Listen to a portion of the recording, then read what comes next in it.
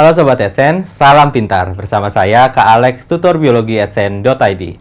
Dalam video kali ini, kita akan membahas materi mengenai plante.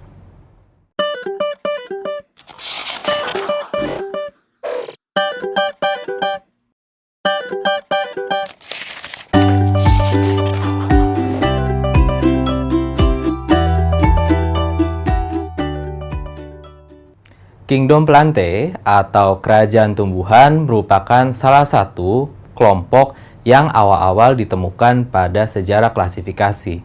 Kalau teman-teman ingat bahwa dalam klasifikasi makhluk hidup atau klasifikasi komponen dari bumi, kita membagi menjadi animalia atau hewan, kemudian vegetabilia atau sayur-sayuran atau artinya tumbuhan, dan ada mineralia atau bebatuan. Nah, jadi ya teman-teman, untuk tumbuhan memang adalah salah satu makhluk hidup yang paling sering dikenal oleh manusia. Karena memang ada di sekitar kita dan besar-besar biasanya. Nah, jadinya teman-teman, dalam sejarahnya yang namanya Kingdom Plante atau kelompok tumbuhan, ini awalnya berfungsi untuk mengakomodasi untuk segala anggota yang diam atau pasif. Contohnya apa? Tumbuhan, ya kan? Bakteri masuk ke tumbuhan. Kemudian protista juga masuk ke tumbuhan.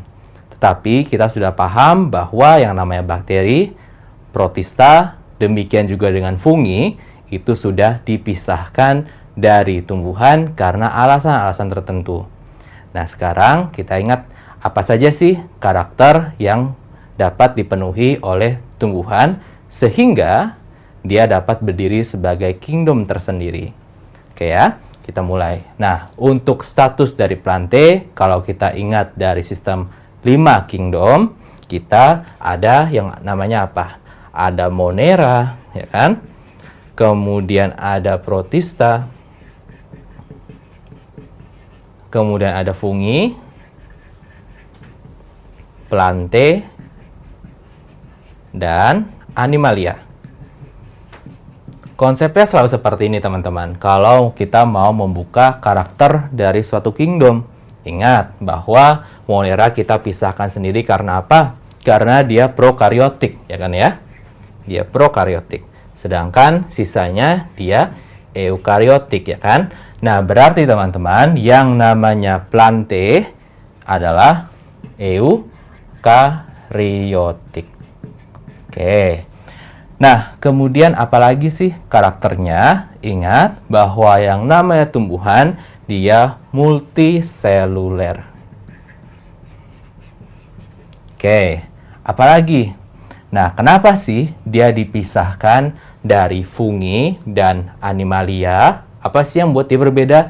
Tentu saja kemampuannya dalam membuat makanan, ya kan? Atau sifatnya yang kita sebut sebagai fotoautotrof, ya kan?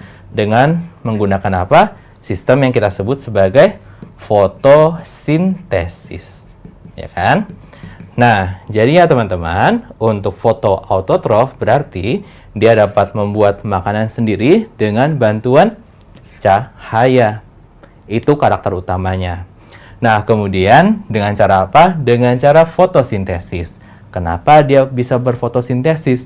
Karena tumbuhan memiliki pigmen fotosintetik, ya kan ya? Yang kemudian sambungannya adalah ini, yaitu protista. Kita tahu bahwa di protista penggolongannya itu ada yang dikatakan mirip fungi, mirip plante atau tumbuhan, kemudian ada yang mirip hewan atau animalia. Nah, dia untuk protista ada yang disebut sebagai protista mirip tumbuhan atau yang kita kenal sebagai alga atau ganggang. Tentu saja yang eukaryotik ya. Ingat, alga atau ganggang ada yang prokaryotik, contohnya adalah cyanobacteria. Nah, kenapa dia dipisahkan dari ini gitu ya? Karena salah satu karakternya di sini adalah pigmen fotosintetik yang dia punya yang merupakan khas dari si plante itu adalah klorofil B. Nah, walaupun di sini untuk protista nanti ada kelompok tertentu yang punya klorofil B, misalkan Euglenovita dan Chlorophyta.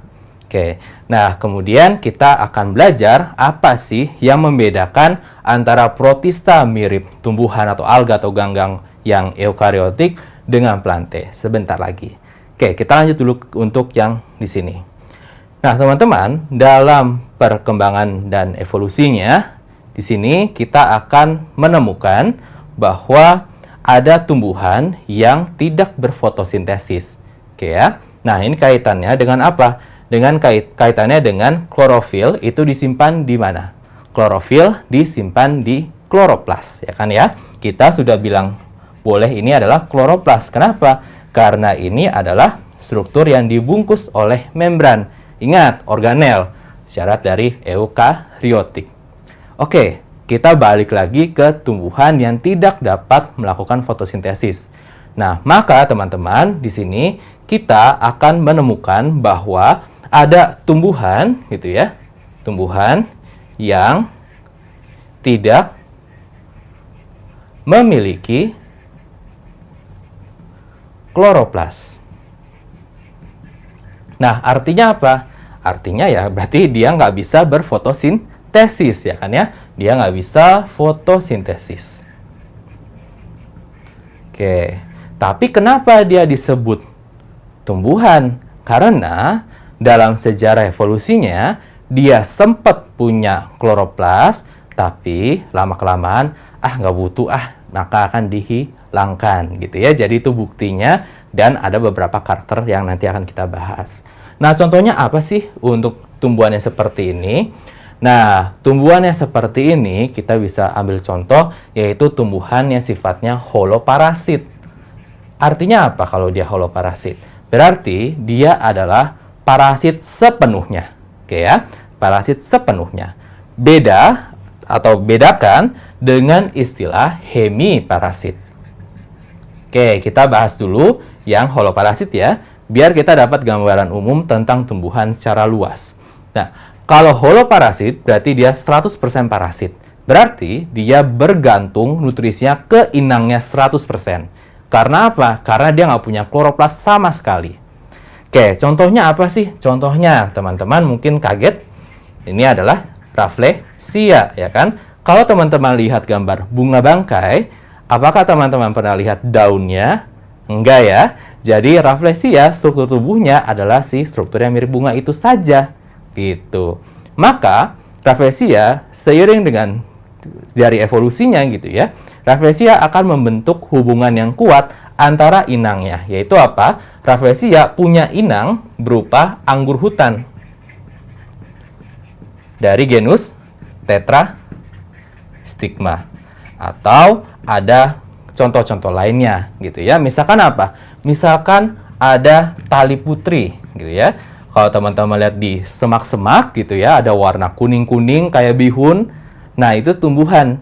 Nah, tubuhnya itu cuman yang kuning-kuning itu. Maka tali putri atau skuta, dia akan mengeluarkan akar yang digunakan untuk menyusup ke tumbuhan inang. Sama seperti yang ada di fungi, ya kan? Yaitu dia akan menggunakan haustorium. Ingat ya, materi tentang fungi. Nah, kemudian apa bedanya dengan hemiparasit?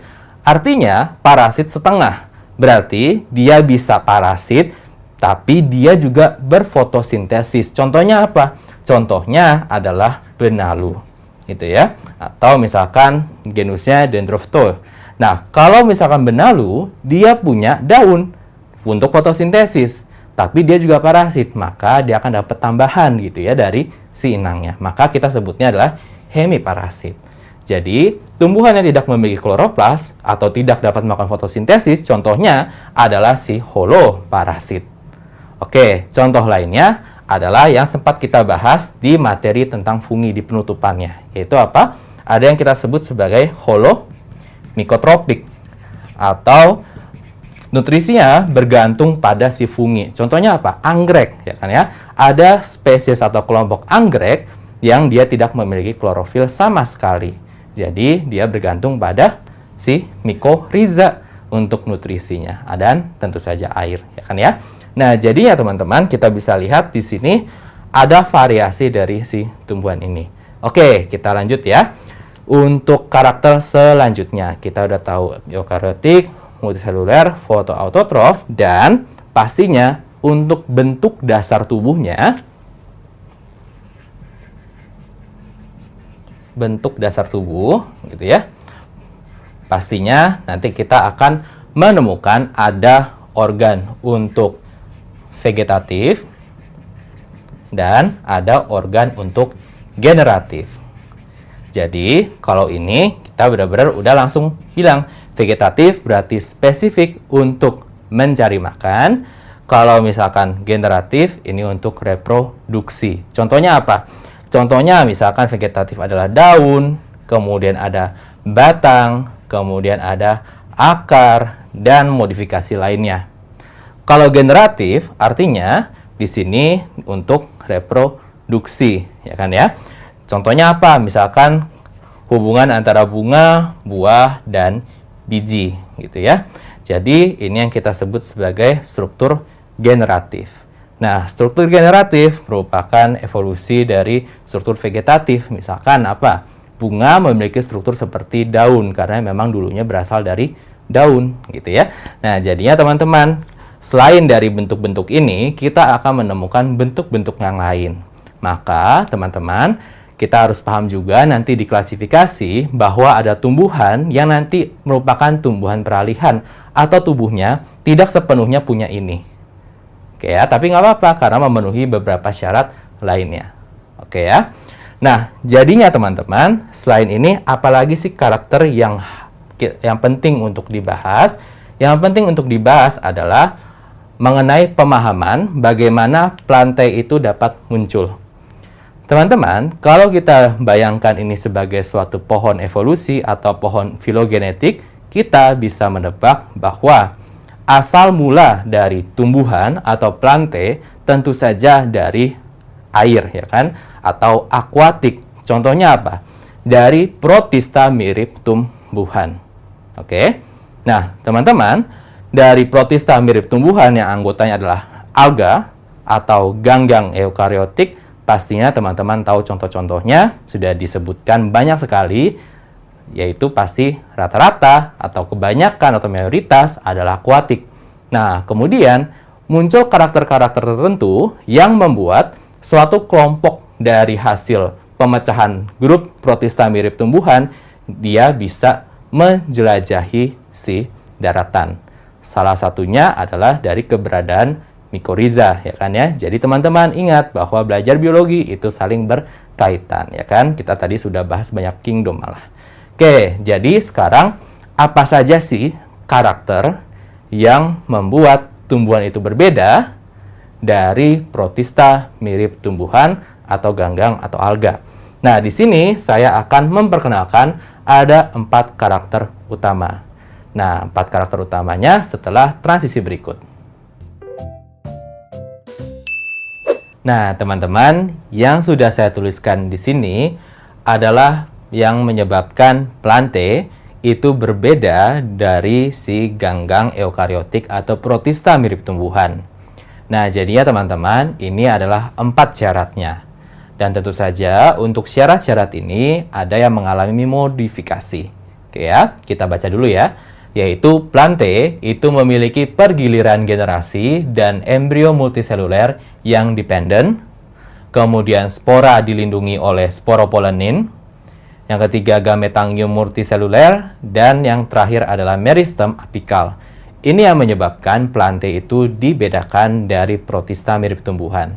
Nah, sebelum saya bahas satu-satu untuk yang ini, nah kita akan ke sejarah evolusi dari si plantae itu sendiri. Nah, jadinya teman-teman, seperti yang kita sudah pelajari di protista mirip tumbuhan, kita tahu bahwa dia ya memang mirip ya sama tumbuhan banget ya kan. Tapi kita tahu bahwa di sana di protista mirip tumbuhan kita menemukan istilah yang kita sebut sebagai apa? Kita menemukan istilah yang kita sebut sebagai talus, ya kan? Yang artinya dia tidak memiliki tubuh tumbuhan sejati, ya kan? Yang dalam konteksnya berarti nggak punya akar, batang, daun sejati. Nah, itu yang kita sebut sebagai talus. Kalau kita ambil contoh makroalga ya kan, akarnya kita sebut sebagai holdfast, kemudian daunnya kita sebut sebagai blade, dan sebagainya. Nah, jadinya teman-teman, untuk protista mirip tumbuhan, walaupun dia benar-benar secara perawakan mirip sama tumbuhan, tapi anggota tubuhnya tidak terlalu memenuhi syarat. Dan dari anggota sekian banyak protista mirip tumbuhan atau alga atau ganggang, kita akan pada akhirnya menemukan bahwa ada satu kelompok yang kita sebut sebagai Charophyta. Itu adalah kelompok yang dikatakan lebih sangat mendekati ke tumbuhan. Oke, jadi kalau kita gambarkan bentuknya gitu ya, sebenarnya dia lumayan gede gitu ya. Dia lumayan gede seperti ini kurang lebih. Dia saya gambarkan yang sederhana saja ya. Nah, jadi kalau teman-teman lihat di kolam gitu ya, teman-teman akan menemukan alga yang bentuknya seperti ini. Nah, itu adalah ciri khas dari si Charophyta, dia besar gitu. Nah, tetapi teman-teman, Charophyta ini adalah batasan antara si protista mirip tumbuhan dengan si plante. Nah, walaupun di sini kita sudah belajar tentang protista mirip tumbuhan atau lebih ke makroalga, kita menemukan ada pergiliran generasi. Tetapi yang membuat Charophyta ini nggak eligible atau nggak memenuhi syaratnya sebagai plante adalah dia melanggar untuk yang pertama, yaitu Charophyta tidak memiliki pergiliran generasi. Maka teman-teman, kesimpulannya apa? Kesimpulannya bahwa kalau suatu organisme dikatakan dia adalah tumbuhan, dia harus ada 4 ini. Tentunya dengan ada beberapa modifikasi untuk kelompok tumbuhan tertentu. Nah, Sobat Adsense, sampai di sini dulu video pembahasan materi mengenai plante. Sampai bertemu di video berikutnya, semoga bermanfaat. Salam pintar! Sekian Sobat Adsense untuk video pembelajaran hari ini. Sampai ketemu lagi di video belajar berikutnya. Jangan lupa aktifkan notifikasi untuk video terbaru kami ya. Sobat Adsense juga bisa mengunjungi adsense.id dan temukan ribuan video pembelajaran. Sampai jumpa Sobat Adsense, salam pintar!